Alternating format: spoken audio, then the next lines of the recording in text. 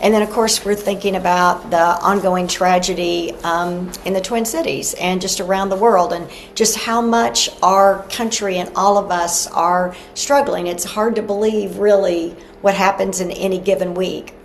You know, it's hard to believe that just Monday was MLK Day, and there were over 30 of us from Peace Church down at Cherith Brook, and then that evening, more people at Micah, and then this Wednesday, people at the Capitol showing up, and then but then in between there was Davos and the craziness, and then Friday, you know, the big demonstration in Minneapolis, and people all over the world and the country joining together and remembering Renee Good and Say No, and then yesterday the tragic death of Alex Preddy, and it's so much, so much.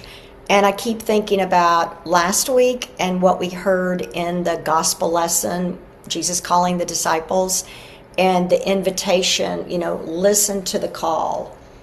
What is being asked, right? What is being asked of all of us in any moment? And part of that is metanoia, to turn around, to change, to be new to whatever we were doing before, to do more, to be different, to come more alive.